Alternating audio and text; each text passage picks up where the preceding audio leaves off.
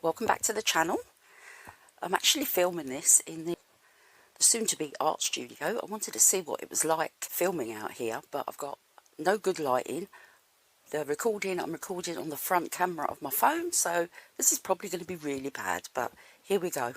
Today I wanted to do a video about some of the best and worst art advice, or maybe some of them would fall in the category of art myths. There are a few, and some of them are really bad. Some of them drive me absolutely bonkers. So just going to go through a few of those today and tell you why they're bonkers. So I think this is advice that every beginner artist needs to hear. Whether you're just starting out or looking to just up your skills a little bit, you know, there's some good advice out there. There's some really, really shockingly bad advice out there. So firstly, let's tackle some of the bad advice, and the ones, in my opinion, you should completely ignore. Okay, number one on the worst advice that you could be given, or the worst statement someone could say to you as an artist, maybe. You need to go to art school to be an artist. This is a common myth that completely undermines the path that you can take to become an artist if that's what you want to do. Many artists, including myself, are self-taught. They learn through online YouTube videos, lots of practice and just personal experience, really. At the end of the day, art is about creativity, not about formal education. And that's what really grips me. I mean, I took art at school. Back in the day, it was GCSE level art.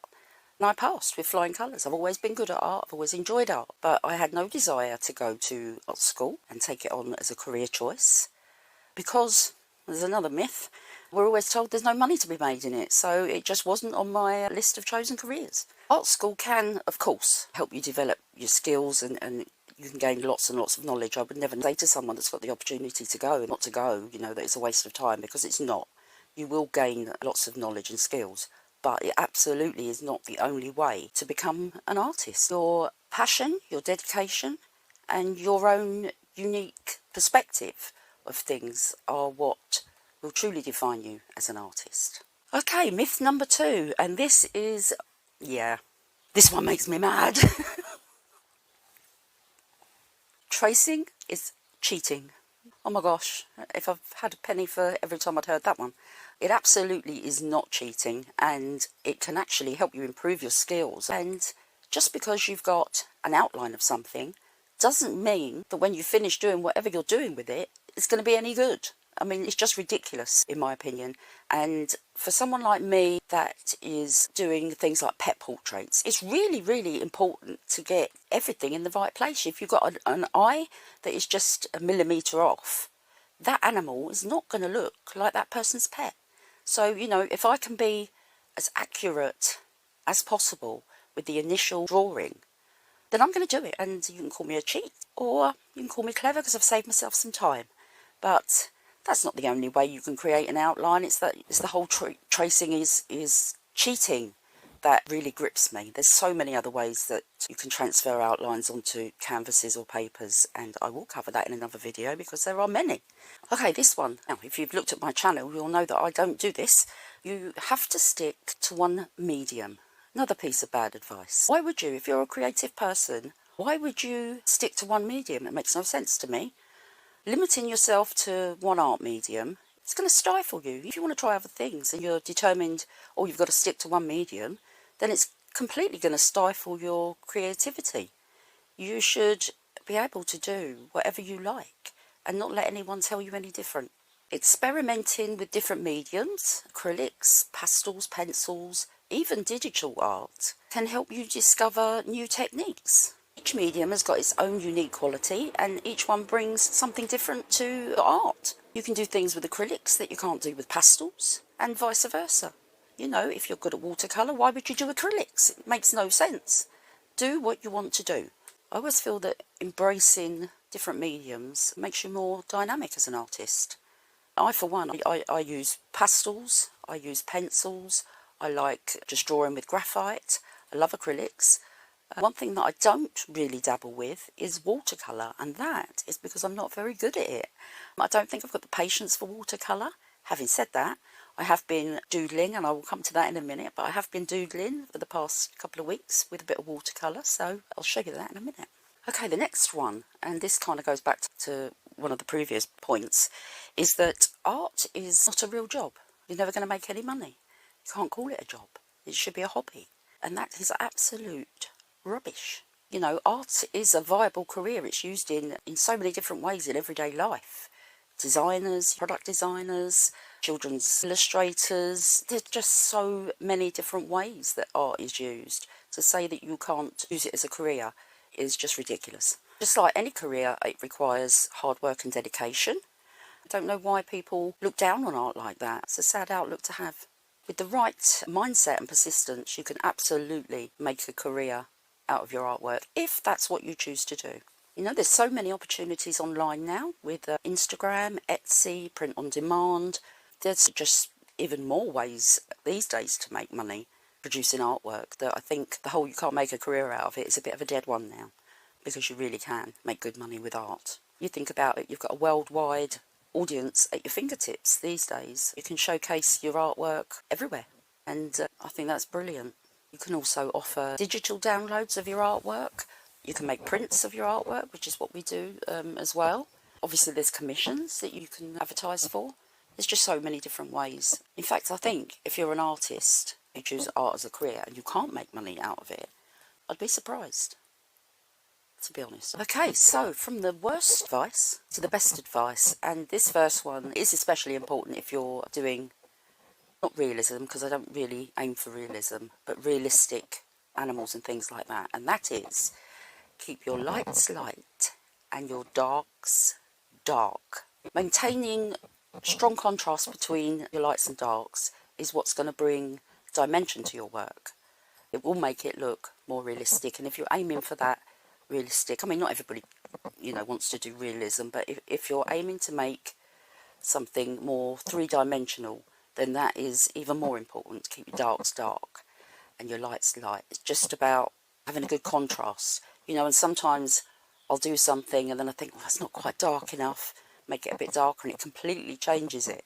So that is some good advice, and I would say to anybody that is struggling, things not quite looking right, just try that. Just try that and see what happens. By paying attention to the values, the lights and darks in your work, it can really help to draw the viewer's eye, you know. So it is quite important, enhancing, you know, the overall look of your piece. The next statement I'm going to make is one that's very personal to me and close to my heart, and that is that being creative, whether you want to be an artist or you just enjoy it as a hobby, is extremely beneficial to your overall health. Pain management, mental health therapy. I truly believe that art and being creative has helped me to get through my own journey. I'm not going to go into that here. I will maybe do another video about that. But it helps me overcome pain. It helps me overcome insomnia, both of which are chronic conditions, and that I still have, but the art absolutely helps me get through it. I don't think I would function as a normal, whatever that is, human, if I didn't have the art in my life. I don't even want to think about it, to be honest. Creating art can serve as so many different forms of therapy. It promotes mindfulness. It's like a kind of meditation. I know I sometimes go into a bit of a trance-like state when I'm drawing and things. We all know the benefits of meditation, so that can only be good, right?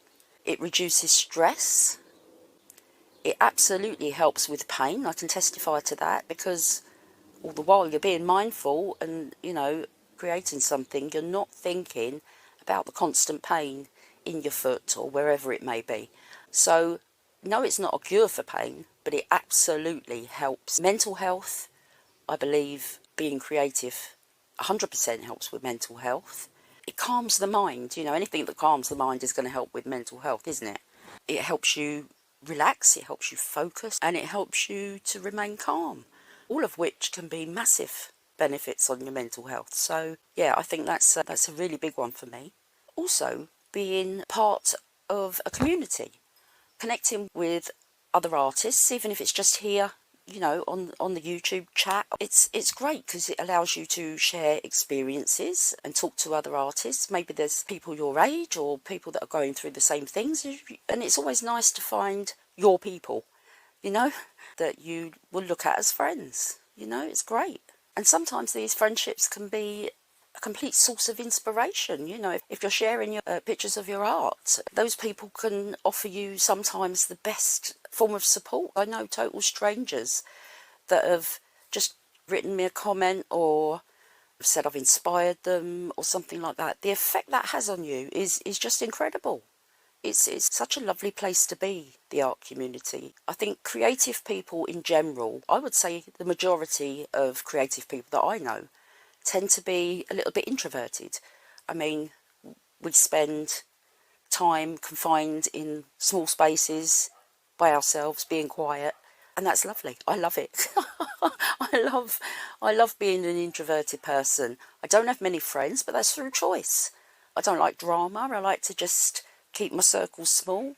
You know, I've got my partner who I love dearly, and I don't need the outside chatter and drama that sometimes comes with that. It's just nice to be in my own little bubble, if that makes sense.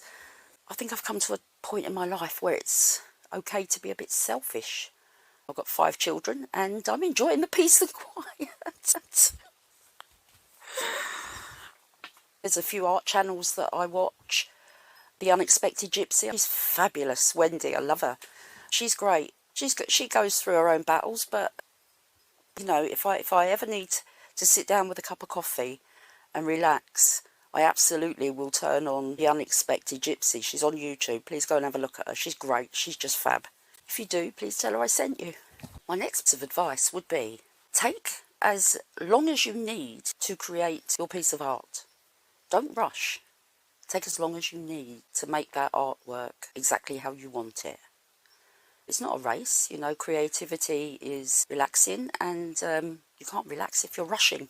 Taking your time allows you to explore ideas, to refine your techniques, and to ensure that you're really happy with the outcome of it. That's important, that you're happy with the outcome of it. I feel like art is a personal journey, and each step you take is one footstep along the path, you know, a little bit closer to your destination, and it should be a walk and not a run. Whether your project takes you hours, days, weeks, sometimes months, each journey is personal. And what is important is that you invest the time that you need to create a piece that you're happy with and that you're proud of and that resonates with you, that you can sit back and look and say, I did that. I made that. You know, there's not a better feeling in the world than that. Okay, this next one, artist block. Now, thankfully, I don't go through it very often, but when I do, it's so frustrating. And I think the best advice I can give you is to get some sketchbooks. You know, next time you're in the art shop, just grab a few cheap sketchbooks. And when you feel that block is there, get out a sketchbook, grab a pen or pencil, and doodle. Just doodle. Doodling will often lead to those moments that spark your imagination. You know, you'll have a doodle and you'll think, oh, yeah, that's a good idea, and then I'll jot down what that is, and sometimes that's all it needs. It's the lack of urgency when you're sitting down just doodling away. There's no pressure, you haven't got to do anything specific, it's just whatever's in your mind. That can be a really good way to just let things out that you didn't know were trapped in there. You just let go of all expectations and just doodle. You've got no pressure of creating a finished piece. So, you know, the pressure's off. And doodling, it frees your mind. You know, it allows you to do things that maybe you wouldn't normally do. And, you know, you can experiment. It's a sketchbook. And you'll probably look back on it in 5 years and think, oh, yeah, that's what made me paint that picture. Or, oh, I remember doodling that. And where I was mentally at the time, you know, it can be great. It's a bit like writing a diary. I think it's a really good thing. I have been doodling lately, and I remember I said this back then, so I'll mention this now. I have been having a go with watercolour. Now, I'm not very good at watercolour. I'll be the first to admit that I'm not very good at watercolour. I don't know if it's a patience thing, because I'm quite a fast artist. You know, if I've got something like the duck, the little duckling, I had that in my mind. I had the picture. I wanted to do it, and you know, I did it so fast. It took me longer to edit, I think, than it did to actually paint with the pastels. But lately I've been wanting to try watercolour again. I tried it many years ago and gave up because I don't have a lot of patience. And so I still had all the paints. But like I said, it's always good to try these things. And I was determined. I thought, why can't I do this? I was getting really frustrated with myself. I thought, this is just, I can normally turn my hand to anything I try. And it was so frustrating that I couldn't do it, that I was determined to do it. So I rummaged through all my pads. I knew I had some watercolour pads in there, because some watercolour paper is really good for coloured pencil, so I knew I had some. And I got my watercolour paints out and I rummaged through my paint brushes. That one's acrylic. Found some watercolour brushes, and I just sat down one night and I just doodled with my watercolour brush. And I will, as I'm telling you this, I will put some of these pictures up. Some are better than others. I love the look of line and wash, so I wanted to have a go at that. And here's what I came up with. They're not brilliant, but it's a start. And if you want to get good at something, you have to practice. And to me, that was like doodling, and I loved it. So of a night, I will crack out the watercolour paints and grab a glass of water and just sit there and just lose myself in the doodle. You know, sometimes being spontaneous and just letting yourself go that's all you need to just spark something. And then you'll be away again and you'll be creating like nobody's business. The last and most important, I think, piece of advice that I can give you is to make the art that you love. That you love. There's nothing worse than creating something that you hate. You feel like you've got to do it because it's the latest trend. Just make the art that you love. You know, if you would look at something, like when you go into a shop and it's got art there and you go, oh, I love that. You know, you've got to have that feeling about what you produce. And I think that's really, really important. If I painted or drew things that I didn't like, that would be so stifling, and I don't think I'd be doing it for much longer. You know, because you want to be uplifted by things that you create. You don't want to feel that you have to do it.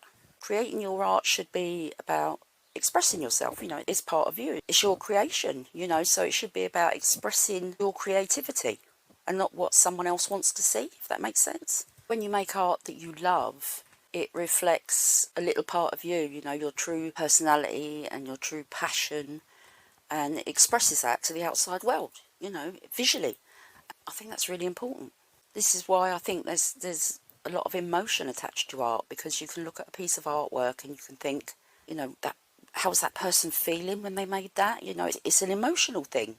And yeah, I think if you're truly making art that you love, that will come across in the art, and people will see that. You know, it will resonate with people. So just don't get caught up in trends and trying to please everyone. You know, make the art that you love for you. Stay true to your vision and create art from the heart. And that's it, really. I'm glad I've got that off my chest. One of my favourite quotes that I've seen recently is from Albert Einstein. And that is, creativity is intelligence having fun. And I love that. It just resonated with me, and I love it. So that's it. The best and worst art advice that I could give a beginner. I hope it helps. Let me know down in the comments if you've had good or bad advice. Leave me a comment and let me know. That would be great to read through those. Remember that your art journey is unique to you. It's your journey. You're the only one on it. It's about finding what works best for you and what's going to produce the best artwork, the artwork that you love. If you found these tips helpful, please give me a thumbs up. I know I keep saying it, but it really does help YouTube to push it out to more people, and I'd love for more people to see it. And it helped the channel grow, and it is growing, and I'm so thankful to everybody that is supporting me. It's just been incredible. I'm starting to feel proud of myself, and I don't often do that, but I am starting to feel proud of myself because I wanted to start this channel for so long. I did actually start it a year ago and didn't really do much with it, but I'm determined now. This place is not far off. We've got floor, we've got ceiling has started. We need plasterboard on the walls, and I can get all my lights out here. I don't think this light has been too bad. I'm sitting right in the corner by my window. My partner's put me a little shelf in for my plant babies there, and It's so exciting, I can't wait. It's taken a little while. My partner is doing it all himself. He's so clever with wood, and he's put an inner frame in and made it sturdy, and I'll give you a studio tour once it's all finished. But yeah, he's got a day job, so it's just weekends really that we can do it. I'll stick him a little wall in the living room for now, and I will see you all in the next one. If you have subscribed and hit the like button, thank you, thank you, thank you, thank you.